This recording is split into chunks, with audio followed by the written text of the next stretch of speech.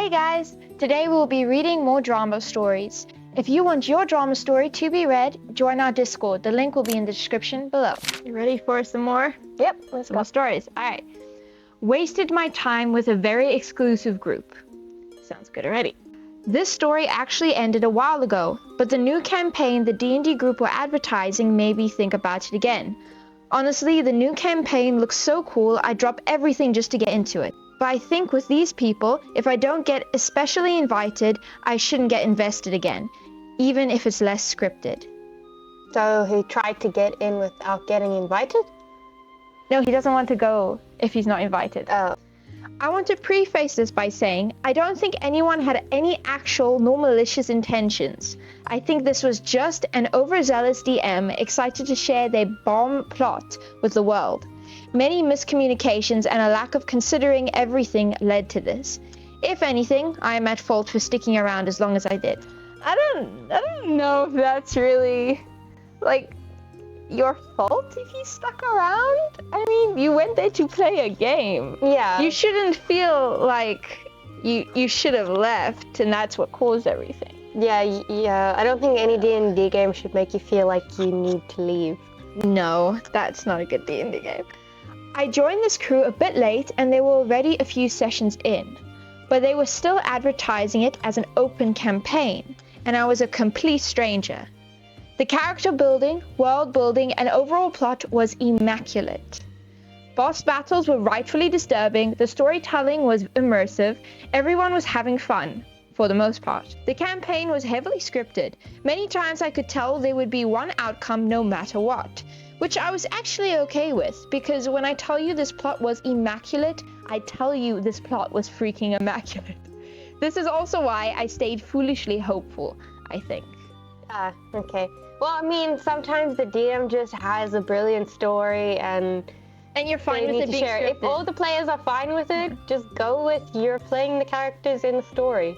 I've never personally experienced a scripted D&D campaign. Like, the DM's so strict on the story. I don't think he means scripted. I just think he means like the DM. It's a book, and you are the characters playing the characters in the book. But like, whereas most role-playing games are you are the characters. You're creating the story as you go along. yes. When I joined, we were probably a little less than halfway into the first of 3 arcs. The first arc was honestly a lot less scripted to me, at least. I didn't really get the whole picture of Arc 1, as I wasn't there and only had summaries to go by. This campaign had a massive amount of players, which no doubt contributed to the issue. Over time, a lot of people stopped showing up to the campaigns. Wow, that sounds like a typical D&D session to me. That sounds like a normal D&D session. Yeah, until it was, for the most part, myself and this core group of players. Most of these players have had at least one major plot role. A few people who have joined after me, friends of DM and core players, also received major plot roles. The way this campaign worked was, for the most part, me and these players are going to act out the plot, and you're all gonna sit, watch, and react. Yeah, that sounds about it. Which is fine. It had been like this for a while, and I assumed eventually I would get to be one of the players. Oh, okay. So he hasn't gotten a core role Yeah. yet. Oh, he's the watch and react guy. He's the side character that can get killed off at any moment. I had received one role, but it felt more like table scraps compared to what everyone else was getting. Oh no, that's... Yeah, he is also the stranger in the group. My character was to deliver one prophecy. Oh, there we go. One prophecy, a prophecy anyone could have delivered. And as soon as they were done, I was placed right back into the sit and react role. Even other players brushed me off. I was also told at one point that the DM had big plans for my character and their siblings, but this idea was scrapped at one point and I was never informed. Oh. Ouch. I can feel the hopefulness die. That, paired with the amazing plot, kept me invested. Outside of the campaign, I felt like I was getting along with everyone. I engaged in general chat as much as I could, shared art, gushed about art made of my character. This is also why I stayed. Some of the other players really did like me and my character. Oh. Yeah. I have a feeling there's a group chat about just without him. I showed up to every session I could, even skipping out on Pokemon night to do so on many occasions. Oh my gosh, he Not chose Pokemon D&D night. over Pokemon. Oh, the travesty. And saw them through to the end, even if I knew it didn't involve my character. I tried to also insert my character as much as I could, but at a certain point, I felt like everyone was sick and tired of me doing this, so I laid off. That's a difficult situation to be in. You want to be more involved in the story, but then to everyone else, it looks like you're like trying to shove your character into the spotlight. You're trying to be the main character, but you actually just want some spotlight. You just want to share in it. I simultaneously felt like the DM hated me and my character, and that's never good, but would also eventually include them in some way. I kind of rationalized that the hating part was just in my head. I have major anxiety, and I'm also very predispositioned to feeling excluded. This time, it wasn't in my head because the finale of the campaign rolls around, and I'm the only active player without a role in the final. Ouch. Oh, that's tragic. I mean, if you're going to like play as a group, make sure everyone has a part or at least a scene in the finale. I mean, it's the finale. Like, you're taking down like the big bad boss, and then you get nothing. Like nothing. No cutscenes. Basically. The players who have already had multiple roles, and players who had joined way after me, plus players who hadn't shown up to multiple recent sessions, they all got roles in the final, and I didn't. Months of waiting around for a role, for another bone to be thrown, of sitting patiently and engaging when I can. All of it was for nothing. Yeah, it was all for naught. It was all for naught. I was told that just because someone didn't have a role didn't mean they weren't wanted in the final. But that meant nothing when my character was completely ignored during the big boss fight. To the point where another player didn't even acknowledge them when talking about what happened. I guess I'm happy that I got to witness the immaculate plot, but I really just wish I got to be a part of it. I did confront them after consulting with people who had left a while ago to make sure I wasn't just being mentally ill about it, and they didn't take it well at first. When that happened, the players came back to also air out their grievances, so it probably did feel like a pre-planned attack. It wasn't. I wasn't aware the ex-players would do that. Eventually, we did reach an understanding. I reiterated that there's no bad blood. I mean, I am bitter, but I recognize that they probably didn't mean it. And they admitted that, yeah, I was handled poorly. I was even sort of told I would get compensation, and it's no longer viable due to people switching to the new campaign. Yeah. They're like, I'm gonna compensate you, but now it's nullified because there's a new campaign going. Yeah. So that is unfortunate. I mean, I really want to know what the plot and story was if it was like so brilliant. Yeah, I know this guy stuck around through like thick and thin, being banished and yeah, and ignored. What was the storyline? That must have been a really good storyline. Anyway, the moral of the story: if you've got an amazing story with limited roles that you want to share with the world, you should do so. But maybe don't recruit anyone beyond the set roles, and instead recruit spectators or something similar. The end. That's true though. If you have a really good story, but it only needs like 5 players, don't invite a 6. Don't say a 6 can't come on, because that's each one needs to have their own, this is my moment. Yeah, you can't not give one person not a moment. Yeah. But shame. I feel the pain of being ignored. So, I titled this one. You can tell me if it was if it did it justice or not. Stalker. You really thought long and hard about that one. I really calculated it. I sat there over hours writing each letter. So, I'm pretty new to D&D. I'm only a few months into playing the game, and I can already say that I am in love. Aww. Welcome to the community. The main campaign that I'm in is actually my campus D&D club campaign, and it is a massive one. One session can vary between 6 to 20 players, and there's so much great stuff going on. I've seen DMs struggle with like 5 players. What DM is running this? Sure. The DMs... And how is he keeping it so great? The DMs have a beautiful arc going. The characters are almost all unique and compelling. The players are almost all fantastic people. There's just one problem. We've got one guy who's being a problem player. That's the problem. Like, out of 20 people, One you guy. would expect that, yes. Yeah. I mean, that was guaranteed. And I mean, what organization tool is this DM using? Yeah. The first time I spoke to this guy was the first meeting after character creation, so session 0. I was busy finishing up my little gnome wizard and made the mistake of asking him if I could borrow his player's handbook.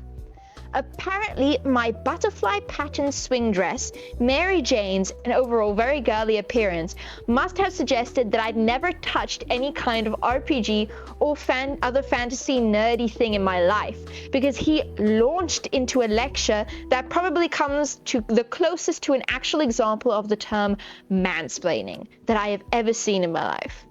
For reference, yes, he actually made it very clear that he thought that I had no RPG knowledge or skill because I was a girl. Huh. Great start to it. After that, he started flirting with me and even followed me halfway home when that didn't work. See, that was the start when I was like, yeah, I know what I'm titling this. That was the problem. Yeah.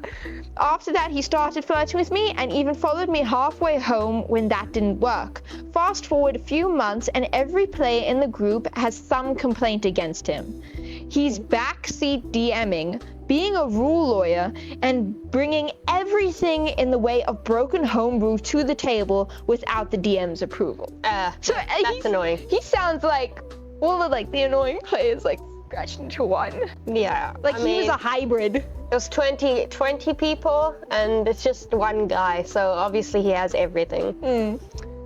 Yeah, he had to embody all the other problems. He would throw a hissy fit because the DM would tell him he couldn't be this OP as a new character because it would break the storyline. Shocker. You know, don't bring OP homebrew items Just to the DM game. Yeah. He would stop the game to summon and talk about his useless owls and creeped on me by popping up unexpectedly and trying to initiate physical contact. Did you say owls? Owls, yes. Owls. It literally says owls. I don't know. I was correcting this earlier and I was like, no, it says owls. Oh, okay. It spelled like that. Things got so bad that several of the players made a pact and made sure that there was always one person on either side of me to prevent him from sitting next to me. That's bad. That's bad. A few of these players even begged the DM on my behalf to intervene. Until the session that happened earlier today, the DM was reluctant to do anything because, since we're a school club, they could get in trouble if they kicked him out without a proper reason. Example, me coming forward to say he's harassing me. However, up until this last session, I was only irritated and a tiny bit uncomfortable, and didn't think it was really worth putting in a formal complaint. That is, until this douchebag decided to have his new character, because his old character got killed off by the PCs for being an insufferable special snowflake, literally said snowflake here, actually stalked my character. So you stalked your character in the D&D game? Yes. Okay. I told him repeatedly that with the mental state that my character was in, PTSD and extreme paranoia from being the only survivor of a bloodbath that nearly caused the apocalypse, that'll do it. That he would kill / severely injure him on sight, and that he needed to either find another way to introduce his character or accept the fact that he'd have to PvP fight my tricked out level 10 wizard who has been the MVP in half of the battles he's been in, with an unarmored level 7 homebrew class healer with absolutely no useful attacks and no means of defense or evasion. She's level 10, he's level 7. Yeah. And a healer. So basically come near me and I'll karate chop you. Yeah, pretty much. Yeah, he's gonna self-heal He instead opted to tell me that my character was constantly missing both his character and his pet ferret every time he saw them over a period of weeks. Oh. So he's saying that you missed my character. Your character misses my character. He also told the group, though no one was really paying attention, though no one was really paying attention, that his character was legit stalking mine and was going to be following my character into every quest from now on. So he admitted it. He was like, my character's a stalker, guys. And people are like, cool. And then the victim is like, what? He admitted it. What the heck? Not weird at all. No, not weird at all. At this point, I got mad at him because he basically made it so that I could not get away from him. And he was telling me what my character's canon was. So I finally went to the DM about it. They sent him a rather lengthy note detailing all of the complaints they've received and are currently waiting to see if he'll straighten up and fly right, or if they'll have to go to the student association to see if they can ban him. Pretty extreme outcomes, both sides. Update, he apparently did not receive the note the DM sent him. How convenient. However, I called him out on his in-character rubbish and it led to a discussion. It resulted in his character being perma-blinded and him being personally reprimanded by the club officers. Imagine that. Your character's perma-blinded. They basically put him on notice and said the consequences would keep getting worse, both in and out of the game. That's even worse. If he didn't knock it off.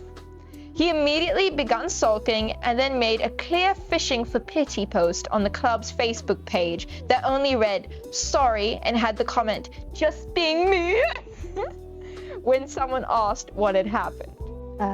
The end. Okay. Well, that was a very problematic player, I must say. Yeah. The guy was all the problem players in one. It's what my character would do. But I like the punishment. You know, getting blinded. That was actually a funny twist. Do you know how hard it is to play a character who's blind? I'm more impressed in the DM that's running a game for 20 players. Yeah, I know, that's a lot of players. Yeah. But she actually said that she thoroughly enjoyed it. So that's also what's impressive, is that the DM makes it enjoyable. He's got a good storyline. For those 20 players. He probably uses Notion or Obsidian. Nice notes. We already know what apps he's using.